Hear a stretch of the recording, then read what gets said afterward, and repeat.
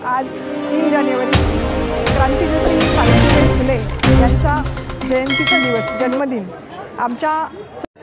आज 3 जानेवारी क्रांतिज्योती सावित्रीबाई फुले यांचा जयंतीचा दिवस जन्मदिन आमच्या सर्व भारतीय महिलांसाठी खरोखरच सौभाग्याचा दिवस आहे। त्यांच्या त्यागामुळे आज या ठिकाणी मी आपल्याशी संवाद साधू शकते। माईंच्यामुळेच आम्ही चालत्या, बोलत्या, वाचत्या झालो आणि आज सक्षमपणे जगाची आव्हानं पेलण्यासाठी आम्ही आमचं जीवन समृद्ध करू शकलो। देशासाठी आमची जी जबाबदारी आहे ती पार पाडू शकतोय।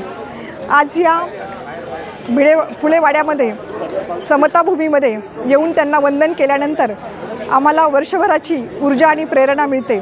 आज मी सर्वांच्या वतीनं, भारतीय जनता पार्टीच्या वतीनं सावित्रीबाई फुले यांना मी विनम्र अभिवादन करते। धन्यवाद। नमस्कार, मी डॉक्टर पंकज शांताराम बिवटे, भाजपा प्रदेश कार्यकारिणी सदस्य, महाराष्ट्र राज्य। आज 3 जानेवारी निमित्त पुणे येथे समताभूमीमध्ये आज सावित्रीबाई फुले म्हणजे ज्या सावित्रीबाई मुले म्हणजे आज जी महिला शिकू शकली, या महाराष्ट्रातील पूर्ण भारतातील ज्या महिला आज आपल्याला इथे दिसत आहेत आणि आज या देशाची राष्ट्रपतीसुद्धा एक महिला ज्यांच्यामुळे होऊ शकली, या देशाची पंतप्रधान इंदिरा गांधी ज्यांच्यामुळे होऊ शकली आणि या देशामध्ये अनेक क्षेत्रामध्ये महिला प्रगती करू शकल्या, त्या फक्त आपल्या सावित्रीबाई फुले यांच्यामुळे। तर अभिमान वाटतो की सावित्रीबाई फुले यांचा जन्म पुण्यामध्ये झाला आणि आपल्या महाराष्ट्रामध्ये जन्म झाला।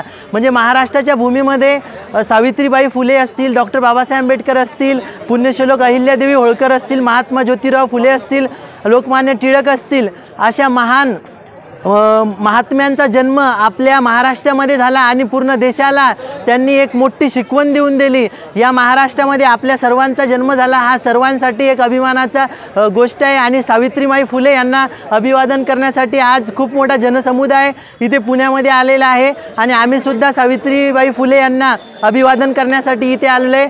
त्यामुळे आपल्या सावित्रीबाई फुले यांची स्फूर्ती घेऊन प्रत्येकाने त्यांचा थोडा तरी आदर्श घ्यावा आणि आपल्या जीवनामध्ये काहीतरी बदल करावा आणि सावित्रीबाई फुले यांच्याबद्दल प्रत्येकाने एक आपली एक इच्छा आणि आदर व्यक्त करावा की त्यांच्यामुळे आज या पदापर्यंत महिला पोहोचू शकल्या आणि भारत इतक्या पुढे जाऊ शकला।